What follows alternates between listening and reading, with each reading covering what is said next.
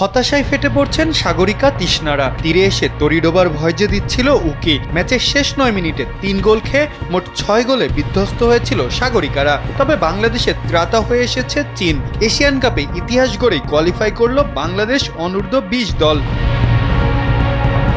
এর আগে এশিয়ান কাপে সরাসরি কোয়ালিফাই করে বাংলাদেশ নারী জাতীয় দলও। ফুটবলারদের বিদ্রোহ, দলের অভ্যন্তরীণ সমস্যা, সমালোচনা সব মিটিয়েই যেন রীতিমতো উঠছেন বাটলার। যেখানেই হাত দিচ্ছেন সেখানেই যেন সোনা ফলাচ্ছেন তিনি। বাটলার তার অপ্রতিরোধ্য নারী জাতীয় দলকে নিয়ে ইতিমধ্যেই কেটে ফেলেছেন ২০২৬ এশিয়ান কাপের টিকিট। সাগরিকাদের নিয়ে সম্প্রতি জিতেছেন সাফ অনূর্ধ্ব ২০ শিরোপাও।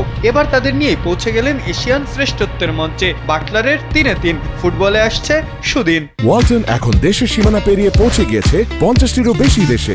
ওয়ালটন, ঘরে ঘরে বিশ্বজুড়ে।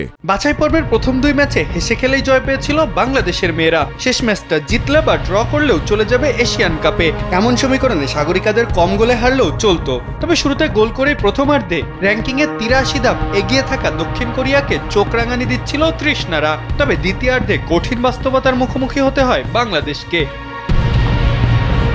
সেরা ৩ রানার্স আপ দল পাবে এশিয়ান কাপের টিকিট। সেক্ষেত্রে চীনের কাছে হারতে হবে লেবাননকে, নাহলে অস্ট্রেলিয়াকে ২ গোলের বেশি ব্যবধানে হারাতে হতো চাইনিজ তাইপেকে। এমন জটিল সমীকরণ সহজ করে দিয়েছে চীনের মেয়েরা। ৮-০ গোলে বিধ্বস্ত করেছে লেবাননকে।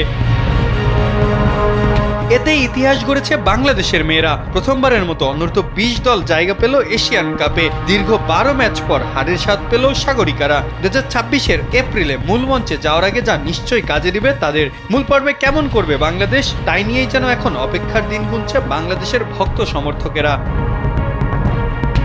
মাহফুজ আহমেদ, কালবেলা।